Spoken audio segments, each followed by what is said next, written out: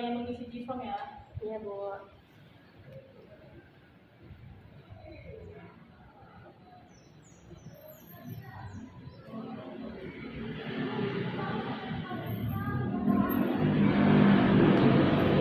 Oke, terima kasih Mbak sudah mengisi Jifongnya.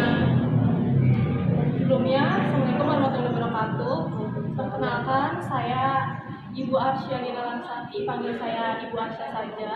Di sini saya sebagai konselor yang akan membantu Anda. Sebelumnya, bolehkah saya untuk mengenal siapa namanya? Baik, perkenalkan nama saya Syafa Ila. Jadi saya Syafa. Mbak siapa? Oke, saya izin memanggil dengan Mbak Syafa ya, Mbak Syafa. Tadi sih kesini naik apa Mbaknya? Aku naik motor. Oh, naik motor. Diboncengin apa? Naik motor sendiri Bang. Oh, sendirian aja. Berarti tadi di jalan macet ya? Iya macet banget, terus ini kecil gitu juga. Terus macet karena banyak galian Bu. Ya ampun, mestinya capek banget ya di jalan. Oh, terus belum kesini tadi sudah sarapan belum? Sudah. Sudah, alhamdulillah sudah. Kalau boleh tahu kegiatan saat ini Mbak Syafa sedang apa nih? Kuliah atau kerja atau sedang kursus lainnya? Saya kuliah aja sih Bu, tapi sambil ada freelance sedikit. Wah, hebat banget ya. Kuliah aja tuh udah susah banget kalau waktunya. Kamu sambil kerja freelance, gimana kalau boleh tahu Ibu? Ada Bu, saya jadi host live streaming di salah satu basecamp kan. Oh, oke. Jadi ketika Mbaknya Makasih Bu. Bentar ya. Makasih ya, Ibu. Lagi goreng Kak ya. Jadi ketika Mbaknya sedang kuliah, terus ketika Mbaknya pulang kuliah langsung ke tempat kerja Iya. untuk mengisi live ya. Iya betul. Pantesan kelihatan capek banget Mbaknya. Silakan Mbak, boleh diminum dulu. Iya betul. Pasti capek banget ya tadi di jalan. Terima kasih Bu. Ya, silakan Bapak diminum dulu. Saya juga izin minum ya Bu.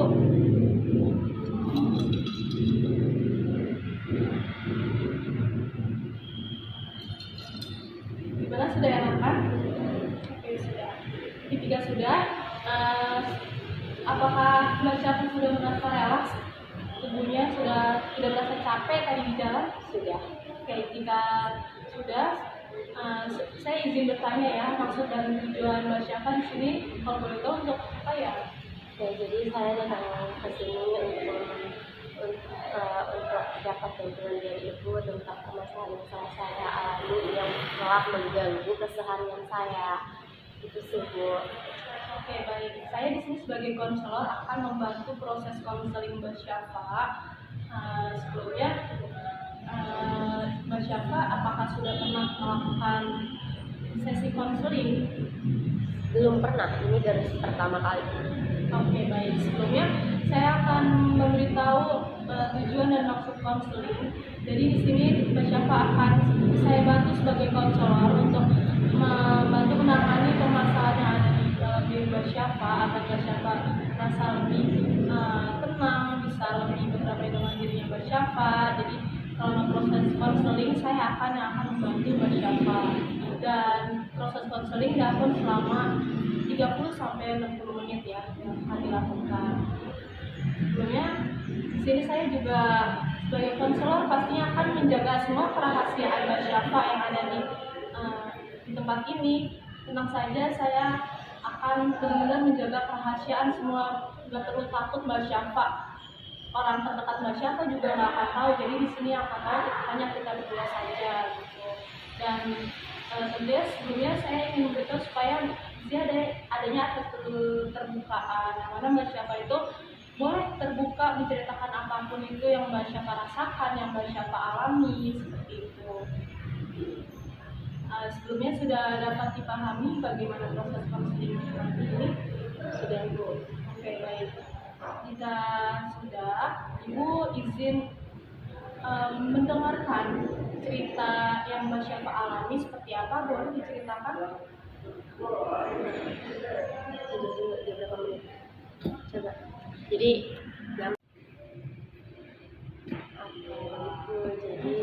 selama ini saya tuh punya ketakutan dengan suara keras atau suara yang kencang karena memang ayah saya kan orang Sumatera ya Bu ya. Orang Sumatera itu kan emang sangat keras dari didikannya, dari suaranya gitu. Dan beberapa kali memang ayah tuh sering banget berantem sama tetangga karena memang kita punya rumah di lingkungan keluarga yang Sunda. Jadi kalau Sunda itu kan lebih ke kayak pelan, halus seperti itu. Sedangkan ayah tuh suaranya kenceng, suaranya keras. Kalau misalkan ngomong biasa aja tuh kadang mungkin kalau orang yang nggak kenal pun nganggap tuh ayah lagi marah-marah kayak gitu.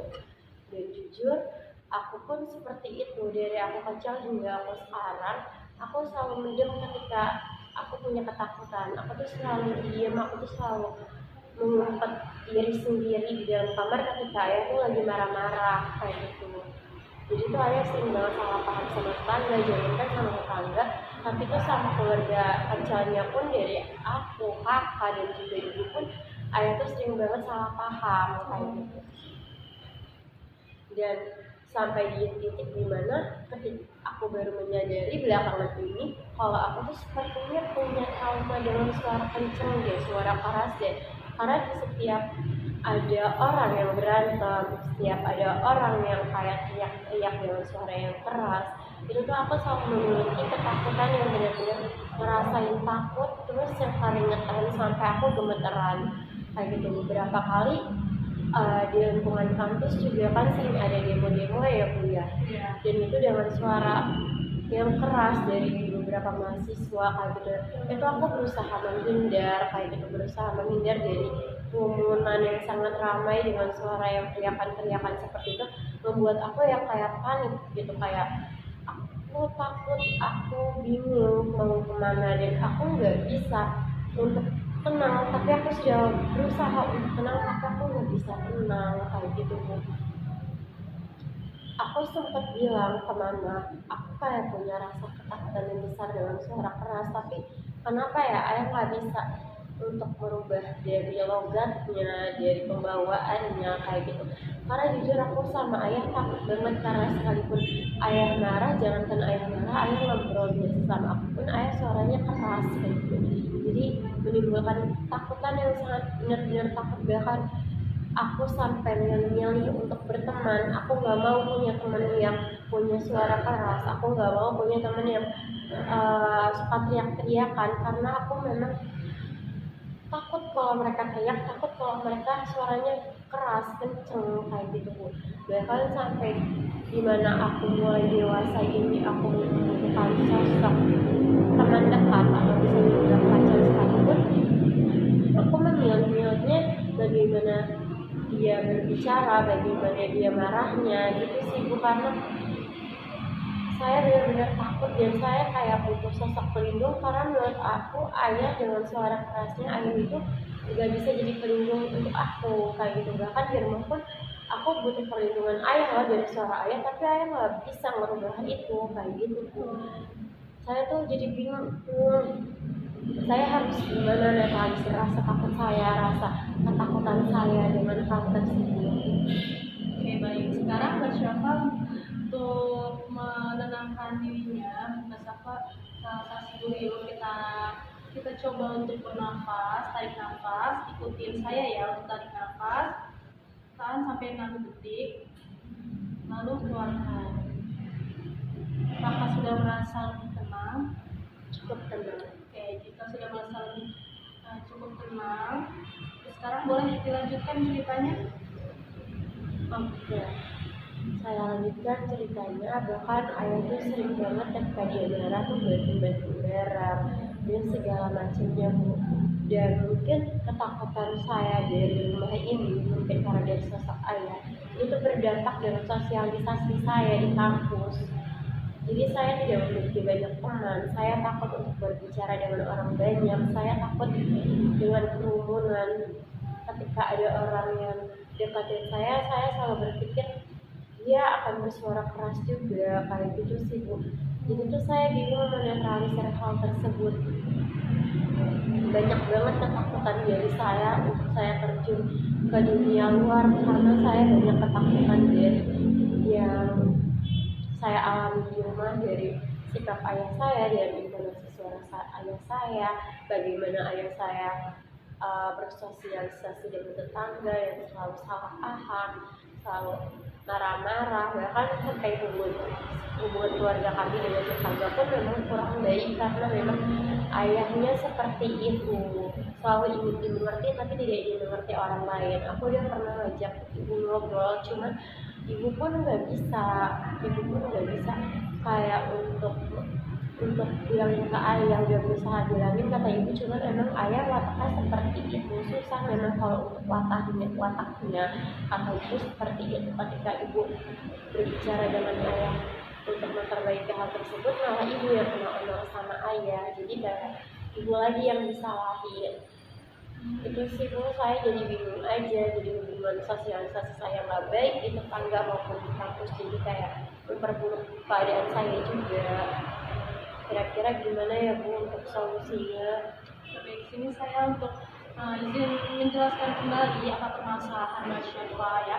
Jadi Mbak Syafa di sini merasa ada trauma dengan suara keras dikarenakan dari ayah Mbak Syafa yang memiliki karena ayah Mbak Syafa dari suku Sumatera, yang mana suku Sumatera terbilang cukup keras orang-orangnya dari nada suaranya gitu kan. Mungkin emang udah watak orang Sumatera seperti itu, gampang temperamental, terus kalau marah serem, suka banting barang. Jadi Mbak Syafa ketika mendengar suara yang keras, Mbak Syafa merasa ketakutan, mungkin timbul trauma karena mulai dari rumah Mbak Syafa yang mana tadi ayah Mbak Syafa ngomongnya keras, terus kalau marah suka banting barang. Dan Mbak Syafa ketika mendengar itu, Mbak Syafa berusaha untuk melindungi diri Mbak Syafa dari ketakutan suara keras tersebut. Jadi ketika Mbak Syafa di kampus, Mbak Syafa ada mahasiswa yang demo suara yang keras, Mbak Syafa berusaha menghindar dari hal tersebut ya. Nah, jadi dampaknya ke dirinya Mbak Syafa untuk bersosialisasi, mencari teman kayak di kelas, memilih-milih, takut salah dalam memilih teman karena takut temannya suaranya dan suka teriak-teriak, akan menimbulkan trauma Mbak Syafa atau ketakutan Mbak Syafa akan suara keras tersebut ya. Seperti itu. Jadi untuk di sini saya akan membantu Mbak Syafa untuk menangani ketegangan, ketakutan Mbak Syafa di saat mendengar suara keras. Nanti untuk mengurangi trauma itu tidak bisa dihilangkan ya Mbak Syafa, tetapi bisa ditangani, bisa dikurangi ketika ada hal-hal yang membuat Mbak Syafa tegang, ketakutan dengan hal tersebut. Kalau di sini Mbak Syafa dengan suara keras, nantinya Mbak Syafa ketika mendengar suara keras, nanti saya di sini akan membantu Mbak Syafa bagaimana sih teknik menangani jika ada suara keras, menenangkan diri Mbak Syafa. Di sini saya akan memberitahu untuk mengurangi ketegangan dan ketakutan Mbak Syafa agar diri Mbak Syafa relax. Kita menggunakan teknik relaksasi, yang mana teknik ini ketika Mbak Syafa mendengar suara keras, Mbak Syafa berusaha mencari posisi untuk yang nyaman. Lalu di situ Mbak Syafa untuk tarik nafas secara perlahan, tarik nafas pelan-pelan dan menghembuskannya secara pelan-pelan selama 6 detik diulangi sampai Mbak Syafa merasa tenang. Dan sebelum nafas tadi Mbak Syafa mencari posisi duduk yang nyaman dahulu sampai diri Mbak Syafa merasa duduknya udah nyaman dan rileks, dan di situ Mbak Syafa menenangkan diri dengan teknik relaksasi tersebut yang tadi itu.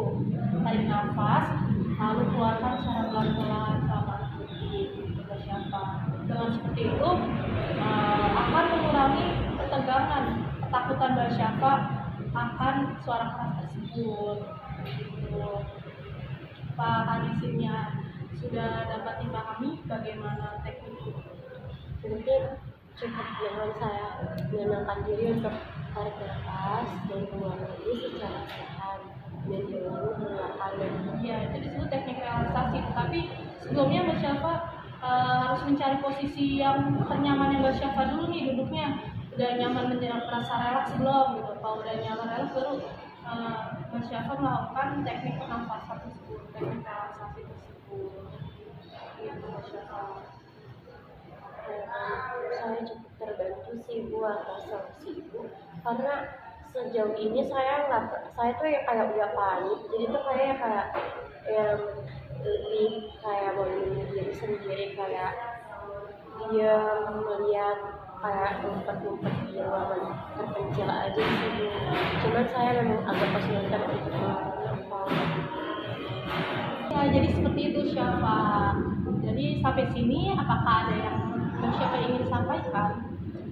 Cukup sih Bu, saya sangat terbantu. Mungkin saya akan mencobanya terlebih dahulu apabila mungkin saya sudah mencobanya dan ada beberapa hal yang memang masih kurang cocok di saya dalam topik tersebut. Nanti bolehkah saya menghubungi Ibu lagi? Oke, baik. Sangat boleh Syafa. Nanti pertemuan selanjutnya kita bicarakan ya untuk pertemuan konseling selanjutnya nanti kita janjian harinya, Ibu kabari lagi, kita berkabar saja. Oke. Ibu cukupkan sampai di sini ya Syafa sesi konseling pada hari ini. Sebelumnya Ibu mohon maaf sebagai konselor apabila ada kesalahan kekurangannya. Oke. Nah, nanti Mbak Syafa hati-hati ya di jalan. Sebelumnya kita doa dulu ya. Doa dimulai. Selesai. Oke, terima kasih Mbak Syafa sudah mempercayakan saya sebagai konselornya Mbak Syafa untuk menangani permasalahannya. Oke, cukup sekian. Terima kasih. Assalamualaikum warahmatullahi wabarakatuh. Waalaikumsalam warahmatullahi wabarakatuh. Saya izin pamit ya Bu. Terima kasih aja.